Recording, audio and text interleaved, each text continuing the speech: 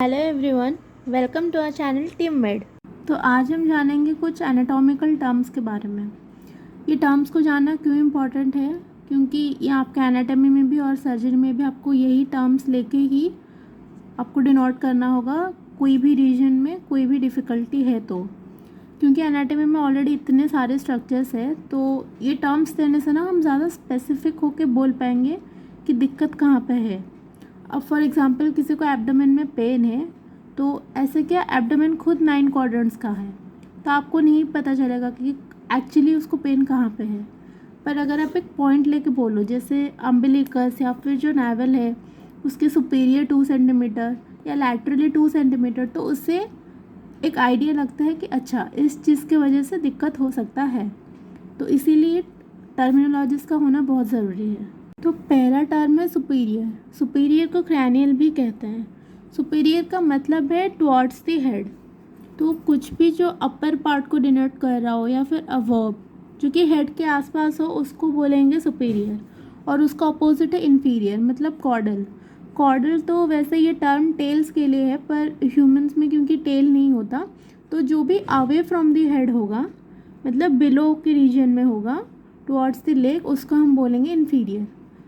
अब ये कैसे होगा, अगर यहाँ पे सपोज़ हमने एक ह्यूमन बनाया, तो उसका जो हेड है और उसका जो एब्डोमेन है उस पे क्या हेड जो है वो सुपीरियर होगा टू द एब्डोमेन, और वहीं अगर यहाँ पे एब्डोमेन है और यहाँ पे उसका लेग है तो लेग जो है वो इन्फीरियर होगा टू द एब्डोमेन। साथ ही एब्डोमेन भी इन्फीरियर है टू द हेड। तो इस तरह से हम दो टर्म्स के अंदर कौन सा सुपीरियर है कौन सा इन्फीरियर है वो पता कर सकते हैं। और फिर थर्ड पे है वेंट्रल। वेंट्रल और डॉर्सल। वेंट्रल मतलब एंटेरियर, जैसे हमारे आईज़ एंटेरियर होते हैं, नोज़ एंटेरियर होता है। और डॉर्सल मतलब पोस्टीरियर। पोस्टीरियर में इसका बेस्ट एग्जांपल है हील्स। हील्स जो हैं फुट के वो पोस्टीरियर होते हैं। और यहीं पे एक और एग्जांपल भी है। सपोज़ कि ये हमने एक आदमी बनाया, तो ये उसका वेंट्रल पार्ट है और ये उसका डॉर्सल पार्ट है। ठीक है, तो जैसे वेंट्रली हमारा स्टर्नम होता है और डॉर्सली स्पाइन होता है, तो उस हिसाब से इस तरफ जाएंगे तो ये वेंट्रल है और इस तरफ आएंगे तो ये डॉर्सल है। आई होप आप लोग को क्लियर हो रहा है। फिर फिफ्थ में है मीडियल। मीडियल क्या है, अगर एक ह्यूमन है ये, तो ये उसका जो सेंटर का लाइन है, जो मीडियन लाइन, कोई भी स्ट्रक्चर जो मीडियन लाइन के पास हो उसको बोलेंगे मीडियल। ठीक है, जो टुवर्ड्स द मिड लाइन हो या फिर inner side of the body में हो वो है मीडियल। और लैटरल है जो कि away from the mid line है, वो होगा लैटरल। इसका एग्जांपल क्या है, अब जैसे इसका आर्म्स यहाँ पे होगा पर उसका हार्ट यहाँ पे है, तो हार्ट जो है वो मीडियल है टू आर्म। ठीक है, वैसे ही यहाँ पे उसके आइज़ होंगी पर नोज़ उसका यहाँ पे है, तो नोज़ जो है वो मीडियल टू आइज़। उसी तरह फिर लैटरल में भी वैसे ही कर सकते हैं, जैसे आर्म जो है वो लैटरल है टू चेस्ट, क्योंकि जो भी मिड लाइन के आसपास है वो है मीडियल और जो मिड लाइन से दूर है वो है लैटरल। ये हो गए पहले के 6। उसके बाद 7th पे है इंटरमीडिएट। इंटरमीडिएट मतलब क्या, अब एक एक्सट्रीम पे है मीडियल, दूसरे एक्सट्रीम पे है लैटरल, तो इनके बीच में अगर कोई भी स्ट्रक्चर आएगा तो वो है इंटरमीडिएट। इसका एग्जाम्पल क्या है, जैसे यहाँ पर ड्रॉ करती हूँ मैं, ये एक ह्यूमन है, तो उसके हाथ पैर हो गए। अब यहाँ पे बीच में स्टर्नम होगा और यहाँ पे उसके आर्म्स है, और यहाँ बीच में क्लैविकल होता है हमारा कॉलर बोन, तो ये क्लैविकल जो है ये इंटरमीडिएट है स्टर्नम और आर्म्स के बीच में। ठीक है, ये हो गया इंटरमीडिएट का एग्जाम्पल। और उस तरह ही आप एनाटॉमी में और भी कई सारे लिम्फ नोड्स पढ़ते हैं जो कि इंटरमीडिएट होते हैं, तो उन सब के लिए ये टर्म्स का जानना ज़रूरी है। फिर नेक्स्ट है इप्सिलैटरल। इप्सिलैटरल मतलब सेम साइड।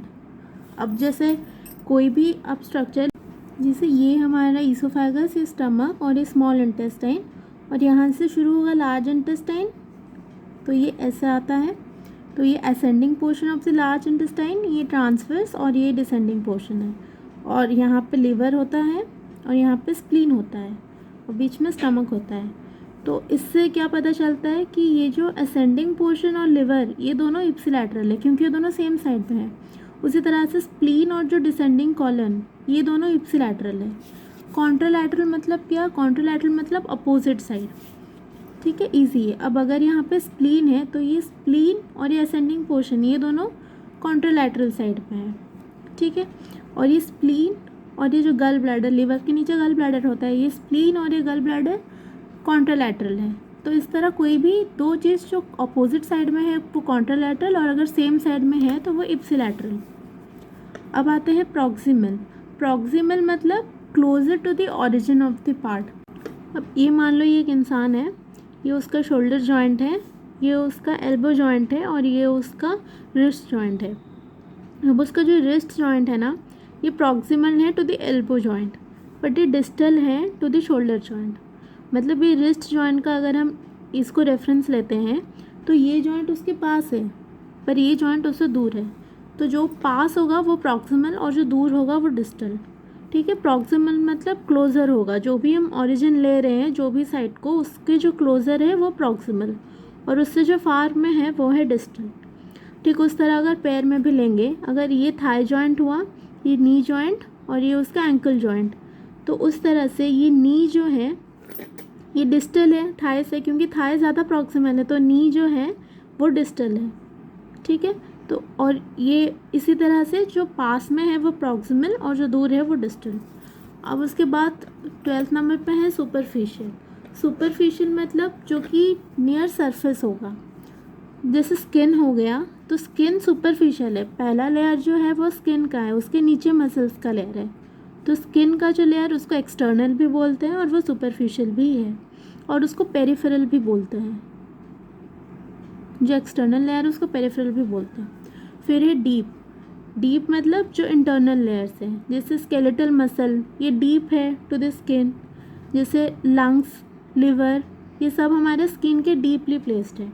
सारे विसरा ये सब डीप है। इसके बाद कुछ और टर्म्स में आते हैं। सबसे पहले आर्म। आर्म किसको कहते हैं हम? जो शोल्डर जॉइंट से लेके एल्बो जॉइंट तक होगा उसको बोलेंगे हम आर्म। ठीक है, और उसी को हम ब्रेकियल भी बोलते हैं।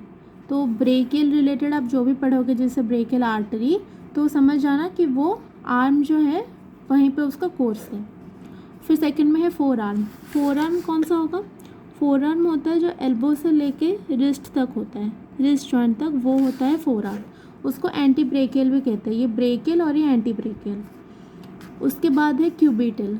क्यूबिटल हम एल्बो जॉइंट को कहते हैं, और एंटी क्यूबिटल एल्बो जॉइंट का जो फ्रंट में है, मतलब इस तरफ एल्बो है, एल्बो और एल्बो के सामने जो है उसका अपोजिट दूसरे साइड में, उसके फ्रंट में जो है उसको बोलते हैं एंटी क्यूबिटल। तो ये हो गया क्यूबिटल और एंटी क्यूबिटल। फिर है एक्सिलरी। एक्सिलरी हम आर्म पिट को बोलते हैं। ठीक है, तो आप जो भी एक्सिलरी लिम्फ नोड्स पढ़ोगे या फिर axillary artery, axillary vein nerve, तो समझ जाना कि एक्सिला उस एरिया को बोलते हैं, आर्म पिट को। उसके बाद है सेलियक। सेलियक कहीं भी सुनोगे समझ जाना वो एब्डोमेन से रिलेटेड है। अब 6 में है सेफेलिक। सेफेलिक मतलब हेड, तो क्रैनियल, सेफेलिक, ये सब वर्ड कहीं भी आएगा वो हेड से रिलेटेड है। फिर है सर्वाइकल। सर्वाइकल का मतलब है नेक, तो वो नेक से रिलेटेड है, और ये सर्विकल जो है उसी से ही सर्विकल वर्टिब्रे जो है उनका भी नाम आया है। ठीक है, फिर 8 पे है कोस्टल। कोस्टल मतलब रिब्स, तो कोस्टल कार्टिलेज हो गया, कोस्टल आर्टरीज, नर्व्स जो भी है वो सब रिब से कनेक्टेड है। उसके बाद है फीमोरल। फीमोरल थाई से है, ये इजी है क्योंकि थाई में हमारा फीमर बोन होता है, तो उसी से रिलेटेड फीमोरल। और ग्लूटियल जो है वो बटक्स वहाँ पे रिलेटेड है। लुम्बर जो है वो लोअर बैक, मतलब ग्लूटियल रीजन का जो जस्ट ऊपर वाला है, बैक का लोअर पोर्शन, ठीक है, उसमें लुम्बर। आपने लंबर वर्टिब्रा का भी नाम सुना होगा, तो ये भी वहीं से है। उसके बाद थोरैक्स। थोरैक्स का मतलब होता है चेस्ट। उसके बाद तो जैसे मैं बताई, आर्म पहले शोल्डर जॉइंट से लेके एल्बो जॉइंट तक होगा आर्म, फिर वहाँ से लेके रिस्ट जॉइंट तक वो होगा फोर आर्म, और फिर रिस्ट से लेके फिंगर सारे फैलेंजेस वहाँ तक वो होगा हैंड। तो एनाटॉमी में हम हैंड का मतलब सिर्फ रिस्ट से लेके फिंगर्स तक को ही बोलते हैं। हम पूरे एंटायर जिसको हम नॉर्मली बोल देते हैं हैंड, तो एनाटमी से मत करना। बी स्पेसिफिक कि शोल्डर से एल्बो तक आर्म है, उसके बाद फोरम, उसके बाद है हैंड। फिर है थाई, नी के ऊपर को बोलते हैं थाई, और नी से एंकल तक सिर्फ उसी को ही बोलते हैं लेग। इसी तरह पूरे को लेग मत बोलना, नी से एंकल के अंदर जो पार्ट है उसी को लेग बोलते हैं, और फिर एंकल जॉइंट के नीचे जो है उसको फुट बोलते हैं। एक और चीज़ मैं क्लियर करना चाहती हूँ, जैसे मैंने कहा था यहाँ पे वेंट्रल और डॉर्सल, वेंट्रल मतलब एंटीरियर और डॉर्सल मतलब पोस्टीरियर।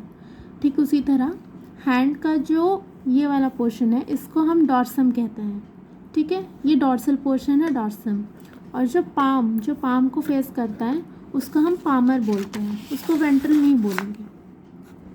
अल्दो वो वेंट्रल सरफेस है, उसका एक नाम है, तो पामर बोलते हैं। उसी तरह पैर में जो डॉर्सम है उसको डॉर्सम कहते हैं, और नीचे का जो सोल होता है उसको प्लांटर बोलते हैं।